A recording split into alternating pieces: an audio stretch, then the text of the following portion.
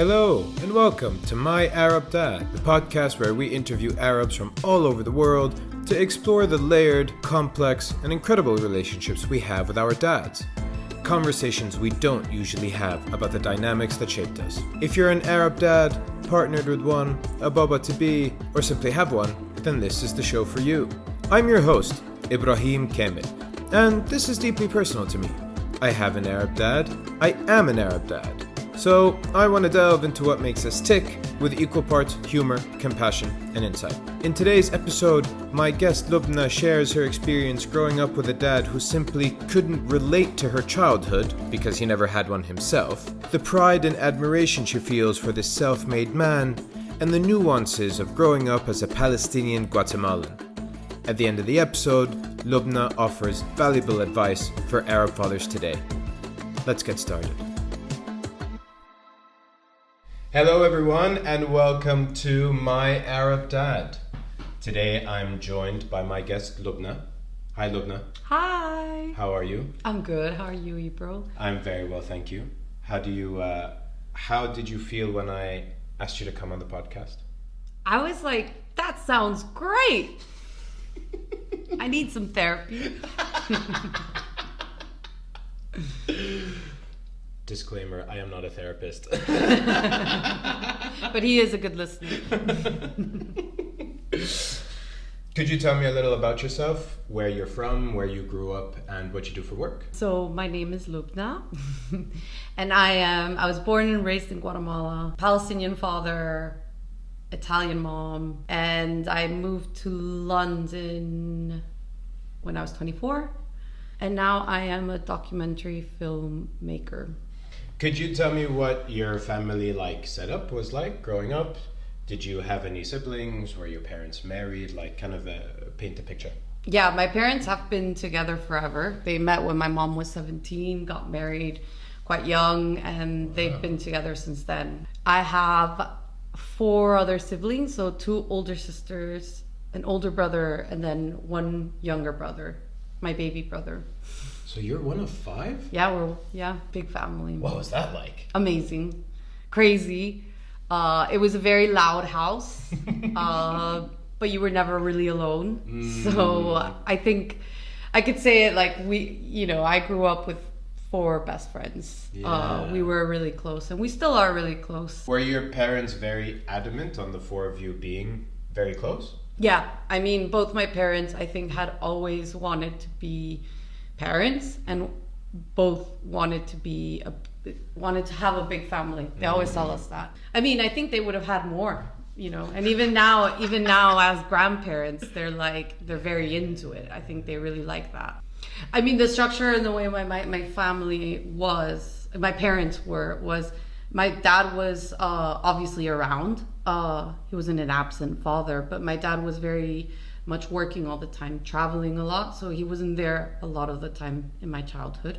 But obviously it's not like he was never there. I have vivid memories of him being there, but a lot of the parenting fell on my mother. And yeah, we kind of became a very close-knit, my mom and her 5 children kind of vibe. And there was a time where we moved to Jordan for a few years because my parents wanted us to be closer to our Arab culture, and Guatemala, the situation had become very dangerous with political turmoil and drug cartels and shizzle that goes on in Guatemala. And I think those 4 or 5 years that we were there were very hard because my dad, because of his businesses, had to stay in Guatemala.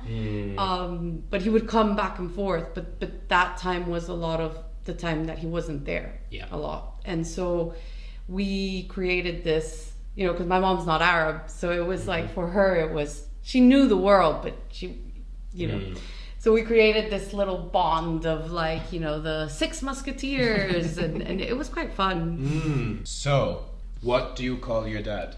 Baba and Papi. So you did Baba? Yeah. You do Baba now? Yeah. You did Baba growing up? Yeah. Would there be specific times you'd use Papi and specific times you'd use Baba, or was it very interchangeable? Interchangeable. Papa though. Papa, that was serious, we need to have a serious conversation? Yeah. Did he have a preference? About Baba. He gets so proud and happy whenever we speak to him in Arabic. So, could you describe Baba/Papi in 3 words? Loving, responsible, and passionate. Loving is one that I hear quite a lot from my guests, which is really nice to hear. It's not a word that we might often associate with Arab dads because they can be, either harsh or strict, but they are all very loving, I agree. Tell me about passionate. My dad's very passionate. He's very passionate about Palestine and his cause. He's very passionate about his family and what his family means to him. He's very passionate about his work, his job. He's passionate. Yeah, he's passionate. He does things with a lot of passion. And with that, I think, comes a lot of sometimes not a great way of expressing it, but other times, yeah, you can see it's passion. He has a lot of passion.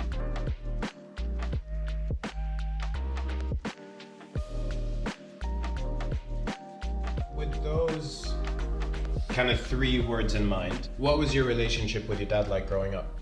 I've got to be honest. I wouldn't say I had a bad relationship with my dad. I think my relationship was I don't want it to sound so strong, but it wasn't like I wouldn't play with my dad. I mean, yeah, I do have memories of playing with my dad. My dad was, again, away a lot. I think my dad, when we were growing up, was more of, I am here to work hard for you guys to have the best education. So that was what he was doing. That's how he was caring for us. He was loving us in that way.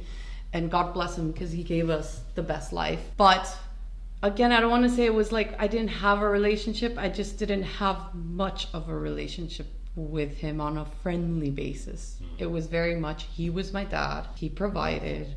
How is school? Good. How are you? Good. That's it. So it was a little transactional? Yeah. I mean, that's horrible to say, but it wasn't like he was like, who are your friends? Like, my dad wouldn't have known who my friends were, or, I would not go to him if I had trouble, if someone was, I wouldn't ever have gone to him, for problems. Completely different from with my mom, With my mom, it was like, she was everything, and she was the person I told everything to. Whereas with my dad, and it still is that way, it's the limit, right? I always had to show him the better side. Only the good things. Tell him only the good things. I got an A in math. I did this at school. This is like the perfect life that I'm living. I wouldn't use the word horrible when you think of a relationship that's transactional. I don't think it's horrible to say that, because I do think I think Arab dads, certainly my dad, and other dads that I can think of, they get so mired in the provider role that they 100%. forget to fill the other ones. Not only do they forget it, I think especially our generation of Arab dads relied very heavily on the moms to do it. That's 100% what the situation with my mom and my dad was. Yeah. That's 100%. How did your relationship with him change over time, and what's it like now? I think over time, it's interesting because I genuinely think he's just, I guess it's easier for him once we became adults. So I think my relationship with my dad started changing a bit when I was finishing off university, and there was like more things to talk about. And I would say now it's good. It's a good relationship, but still it's kind of the same. I don't talk to him about my problems. It's very much, hi, how are you? Great, all the good stuff. And did you see what happened in Palestine? And Palestine stuff. I don't think that's because he's a bad parent. I think that it's because he, as a person, hasn't processed a lot of things. So in a way, I feel like it's difficult for him to be a parent emotionally if he himself hasn't processed those emotions. Yeah. So I guess I understand it. I think that's a very, very good way of putting it, because I think our generation of Arab dads were not given the tools to know how to process any kind of emotion. They are not encouraged to be introspective or self-reflective or to think about like the emotional consequences of their actions. Because in their mind it's like, I don't have time to think about emotional consequences because I work my butt off to put them into nice schools and for us to go on nice holidays and for us to have, to pay for their education so that they don't have to have a job, for example, while they're studying at university, right? Like so again, this kind of goes back to the whole like getting very mired in the provider role. So I agree with you, like it does not sound like he was an absent father at all. In fact, it sounds like he really did what he thought was the right thing to do. And then when it came to the emotional stuff, he was just like, that's not really my wheelhouse. Yeah. That's not really my jam. That's not why I'm here. Yeah. And because my dad, extremely similar. And for me, my mom fulfilled that role. Yeah. I spoke to her about everything, about my friends, about girls I liked, about girls that, didn't like me back and how to handle that, and when friends were... Who wouldn't like you back? Thanks, Loubna. And so she fulfilled a lot of that. And I would have been happy if my dad had fulfilled lots of those kinds of roles, because I always knew, for all of his flaws, I always knew he had wisdom to impart on me. But because he wasn't very kind with me growing up, he was very harsh and he was very cruel. I was just like, I don't want. And it's like, okay, I appreciate that you are working, your butt off and living away from your family to provide us with the best life. And so I will always be eternally grateful for that. But on that like emotional level, you are never going to be the person that I will go to. Never.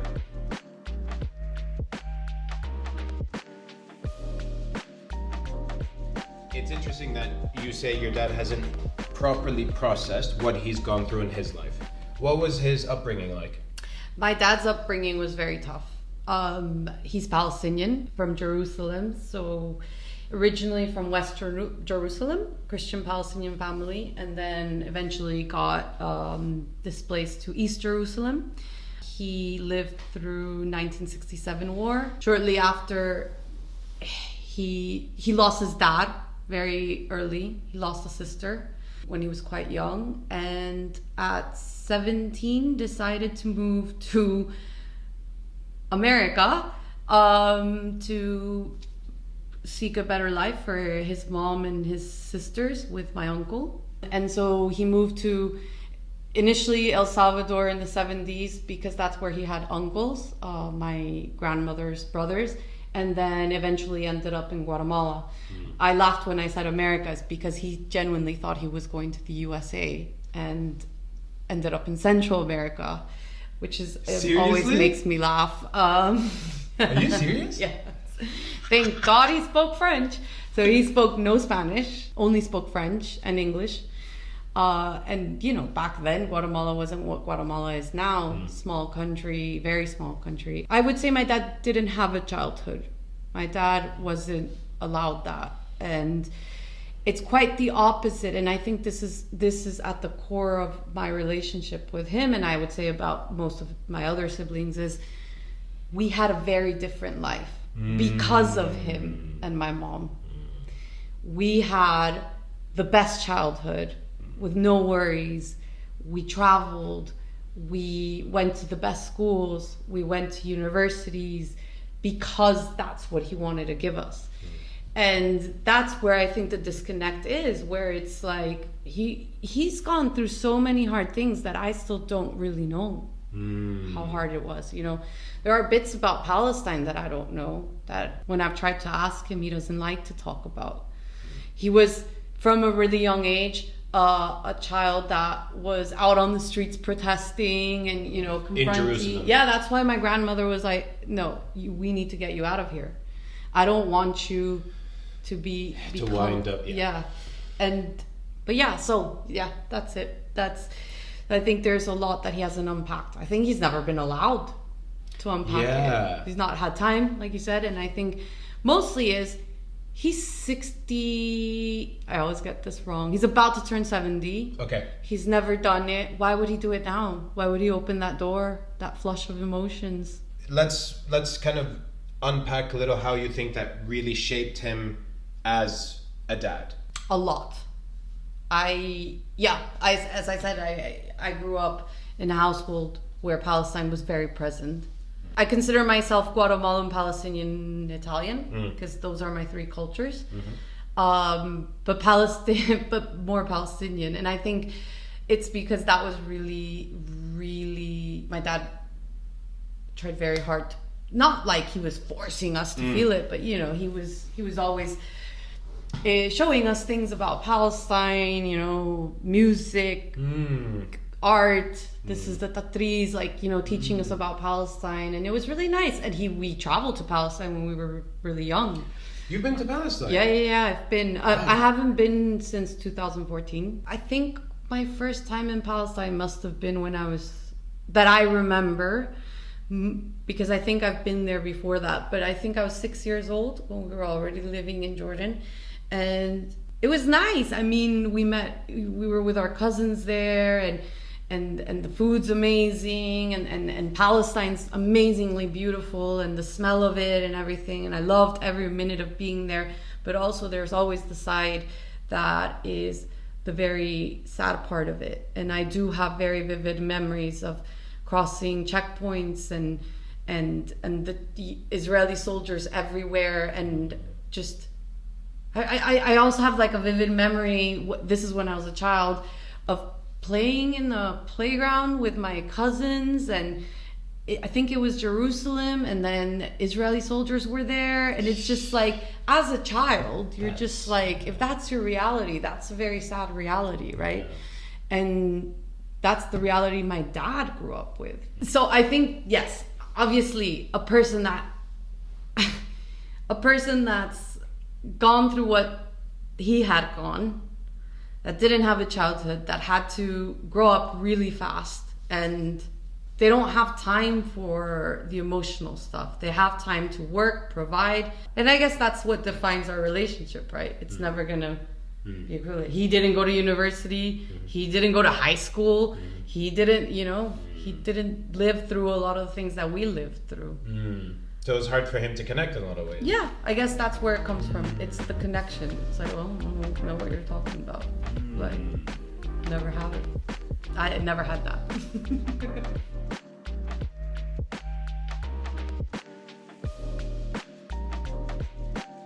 Tell me what it was like growing up in Guatemala with a Palestinian father. I know, so I've done a little bit of research, and I know that Guatemala have always, or since 1948 or whatever it was, have always been a little friendly with Israel. Yeah. So it's not just what's it like being a Latino Palestinian.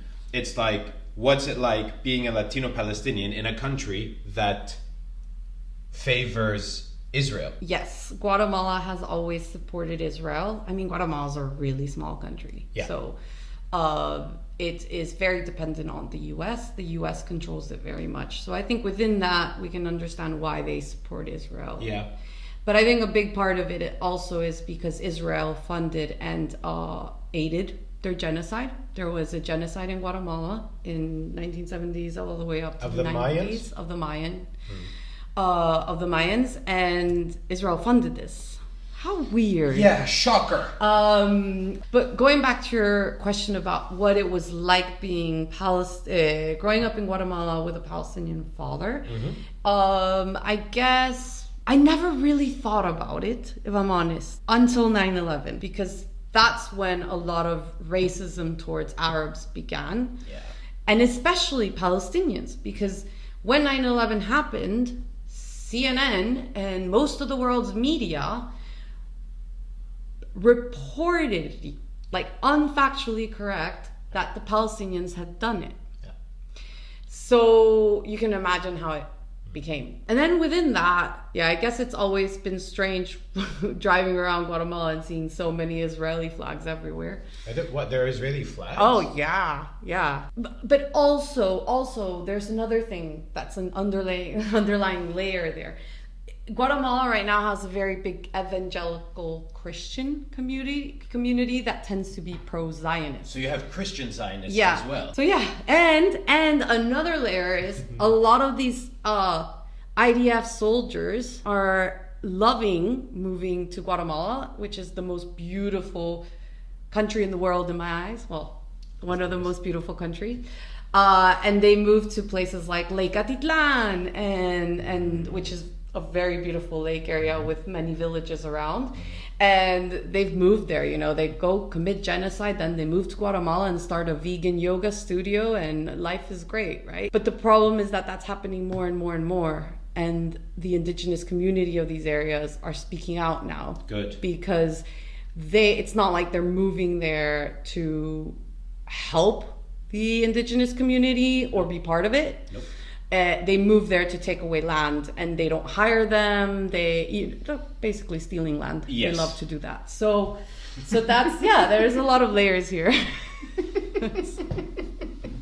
I can only imagine that it is very frustrating, because not only does the world make it difficult for you to be Palestinian, but then specifically in Guatemala, you are surrounded by Israeli flags and Christian Zionists and former IDF soldiers. Yeah.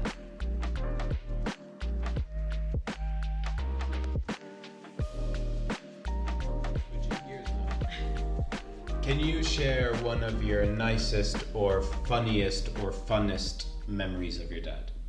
There's so many. It's hard. You know what? I'll tell you what really sticks to my mind is what's come to my mind is when we were growing up in Guatemala, we had a very big garden, and my siblings and I loved playing in the garden. But as I said, my dad traveled a lot, so there was not a lot of times. But I think that he was involved in the playing and being in the garden. But I do have vivid memories of him in the garden with us, playing like he's like the monster and everything. And I think because my dad is so serious, and because my dad is who he is, that memory comes to mind and reminds me that he was there. He had a playful side to him sometimes. Yeah. Yes, exactly.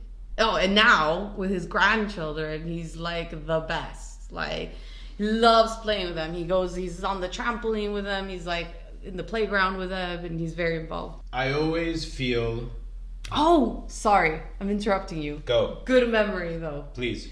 A few years ago, my niece, who's 9 now, is obsessed with makeup and hair and loads of girly stuff that I'm not obsessed with. But this was when she was probably like 4 years old, and it was during lockdown times where, we spend a lot of time at home. And she asked my dad if she could do his makeup, and he said yes. And I think that's one of the funniest memories I have of this really serious businessman with this 4-year-old that was just doing really insane, crazy makeup on him. That's incredible. And he was just loving it. I always find it bittersweet when I see Arab men of our dad's generation and how they are with their grandchildren. Oh, yes. It's sweet in the obvious way, which is like, it's great that they're being playful and they're not being very strict and they're being very kind and very loving. It's bitter in that, like, if that was always there, why is it unlocked now? Why couldn't you have unlocked it more and more when you were raising us? The obvious answer is, I had to raise you. I didn't have time to be playful and nice and cheerful. I don't have to raise my grandchildren. My parents will do that. So I can be fun and loving. And to me, it reflects in my opinion, part of the very warped view that Arab dads of our dad's generation had of parenting. Parenting for them was not necessarily something that was supposed to be fun. It was supposed to be discipline, school, providing, and just nuts and bolts. Not particularly enjoyable. And I think we all miss out as a result. Yeah. I think they miss out, and I think we miss out.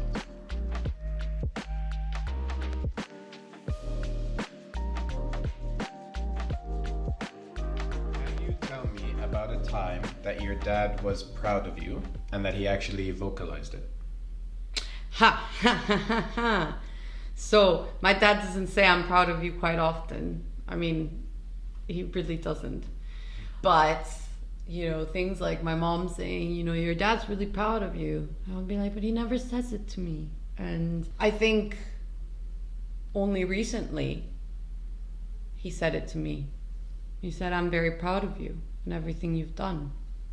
And that meant the world to me.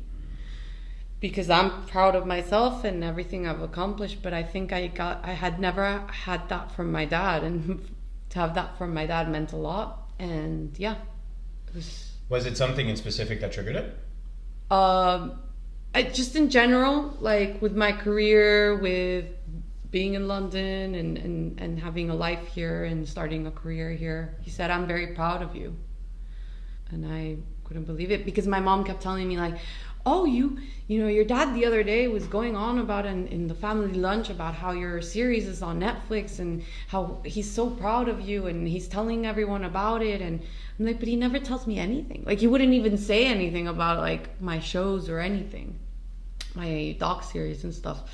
Until recently, he said, I'm very proud of you and everything you've accomplished. Were you ever vying for his pride? Yeah. I guess I wanted him to say he was proud. Yeah. I wanted to impress this amazing man because I admire him and, everything he's done and the strength he's had. I mean, that would have been a word that I should use to describe him. He's strong. The strength that he's had and the resilience he's had for ages and how he built what he built in a foreign country with all the struggles and everything that comes with it. I wanted to impress this man. Impress the unimpressible. Impress the unimpressible is I think 98% of Arab children will really, really resonate with that. Yeah, because it's like, impress the unimpressible. They are impossible to impress. Like, oh wow, bravo. Across the street, Okay, in preparation for our chat today, I've asked you to bring me or show me a photo of your dad. Can you show it to me, please? I chose this one. And it's my dad when he was probably 7. Your dad was 6 years old. So can you describe what's happening in the photo, please? He's smiling. He's a child. He looks really cute, and he's holding a candle, so I'm assuming he's at church or something similar. Why did you choose this photo? Because I loved that photo ever since I saw it. Because he's a child there, and he looks so happy, and he's in Palestine. And I think I look at that photo, and I think that kid had no idea what was going to happen in his life. And that kid has become a hero to his Palestinian community, to his family, and that little kid that looks so happy, so innocent. Yeah. That's really sweet. Thank you for sharing this photo. That's really beautiful.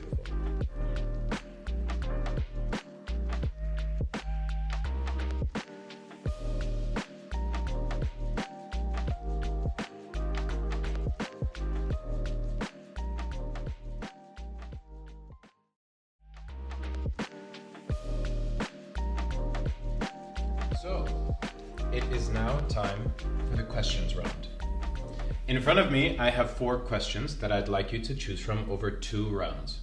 Each round, you get to choose between one of the 2 questions.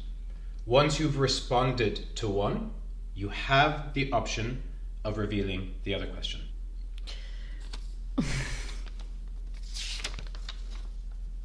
If you could have told your dad anything growing up, what would it be? I'm going to see what the other question is. Okay.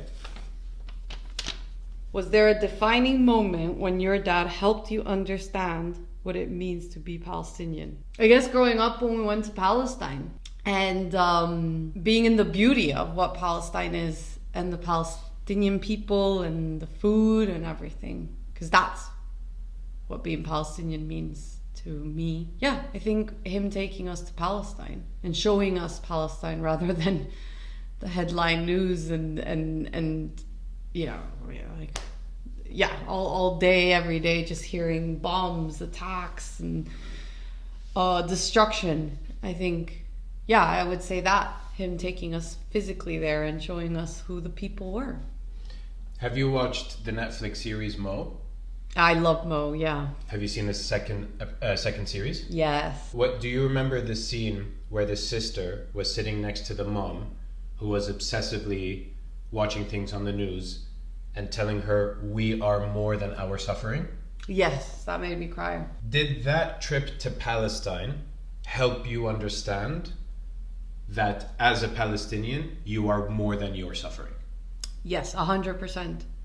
100%. I mean, maybe when I was really young, I just didn't understand what being Palestinian, whether that was what it was. Of course. You just don't understand stuff. But I think as you grow older, with so many negative connotation that comes attached to being Palestinian, you know, it's nice to remind yourself that we're human. You're not just victims.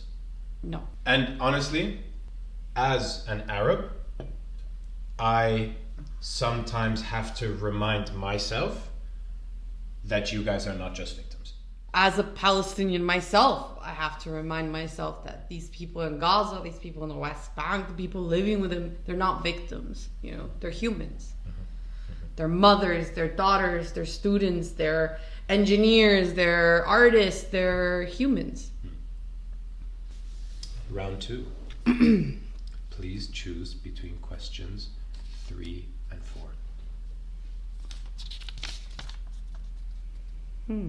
If you could change only one thing about how your dad raised you, what would it be? I guess I would have him been. I would change how much he was involved emotionally, sharing more moments with us, playful moments, sad moments. Do you remember feeling, I would like to share more about my life with Baba? Yeah, so many times. I remember growing up, my best friend, she had a very close relationship with her father. And I really remember being kind of jealous for some reason, because she was like, they would go on like daughter and father dates. Like they would go to Fridays and have dinner together on Fridays, you know, and like they'd go to the movies and they do stuff together. Stuff, not just responsibility and serious stuff. And I remember, I think I was a teenager then, and I remember just really wanting that.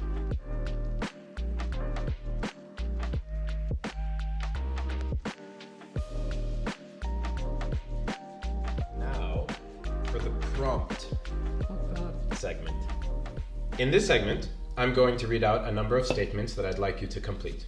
You can either follow your gut instinct and respond immediately, or you can take a beat and think about your answer.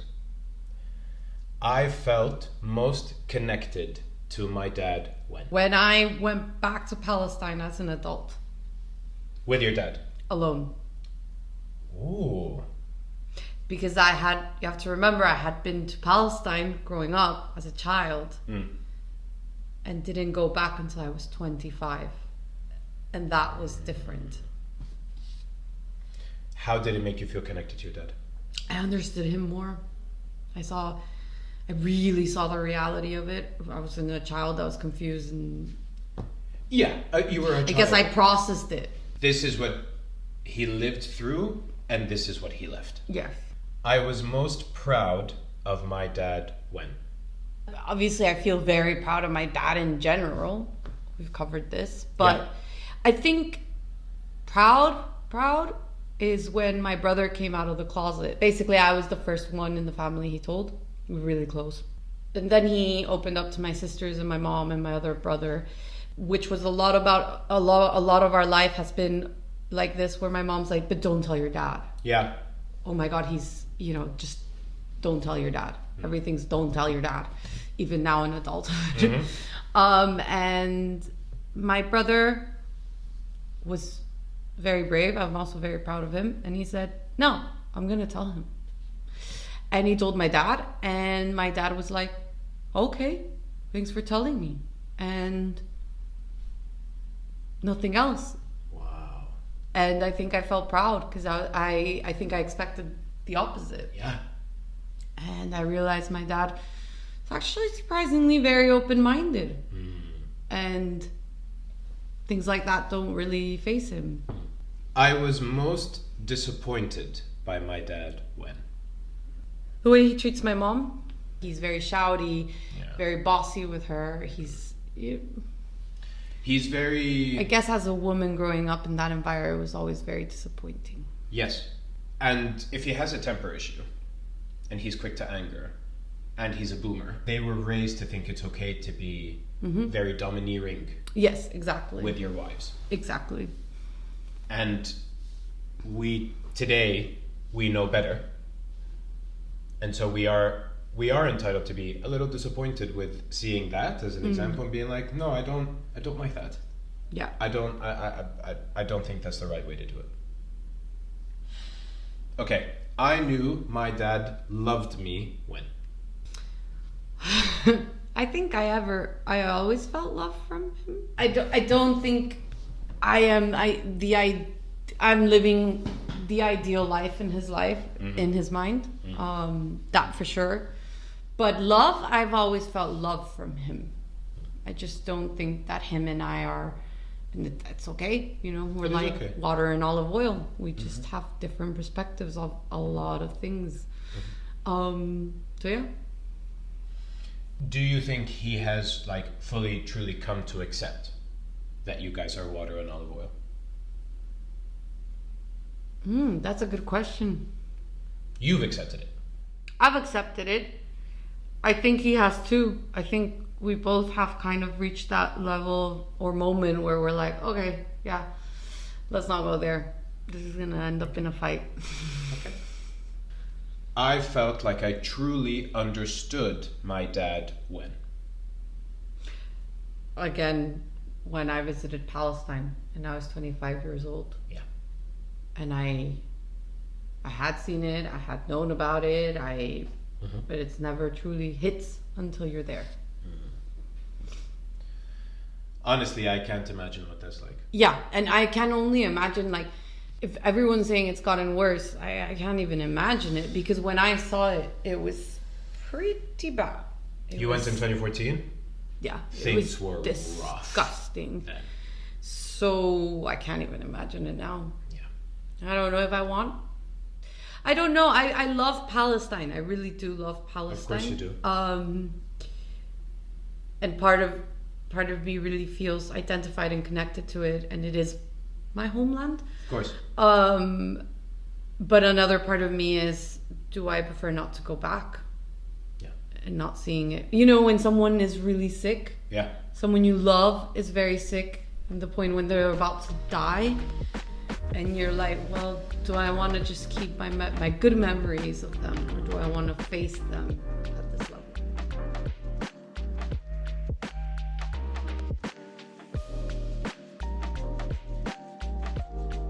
Time for the final segment.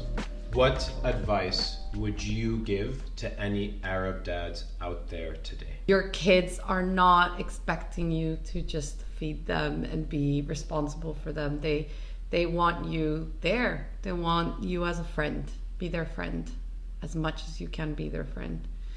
Because you probably don't realize it, but you might want to have those memories with them in the future. I try to find the balance between being Gleit's parent and being his friend. It's easy now, I would say, because he's 6. And so I'm fortunate that he kind of views me and his mom. I'm fortunate that he kind of views us as his best friends anyway, because we really, really connect with him. I'm also very fortunate in that Laith and I have shared interests. And what I mean by that is, I'm not massively into animals and dinosaurs.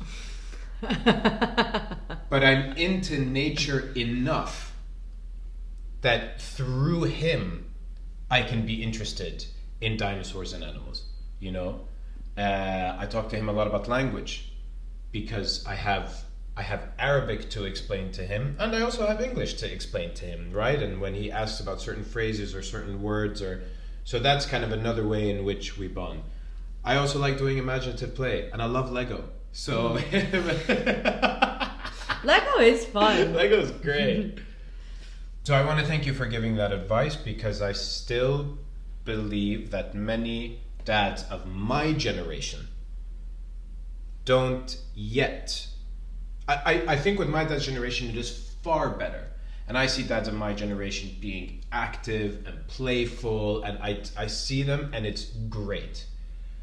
But there are still lots of people who are still in the very traditional look, and I work, and when I come back from work, all I want to do is eat and then watch the TV and then go to sleep. Mm-hmm. I don't want to do anything else. I don't have time for the kids. Yeah, and I would tell them that every child is different, and they will react to things in a different way. So not necessarily if something worked on you, will it work on your child? And if something worked with one of your children, it doesn't mean it'll work with your other children. 100%. Because every child is different. Every person is different. Everyone processes life differently, and everyone has different sensitivities. Loubna, thank you so much. This has been awesome. Thank you, Ibro. I've really, really enjoyed this. Thank you. I've really, had a really fabulous enjoyed time. this. Thank you for thinking of me and inviting me on. Of course. It's been an absolute pleasure. All right, we'll be right back. Hey everyone. Big thanks to my guest Loubna, who gave an incredible account of her father. A man who traveled to a foreign land with nothing and became a hero to his family, friends, and his community. What I loved most about our episode was hearing Loubna describe the ways her dad continues to surprise her. Yes, in many ways, he embodied the stereotypical conservative Arab father. Quick-tempered, emotionally reserved, and firmly rooted in the role of provider. But in many other ways, he's shown an open mind.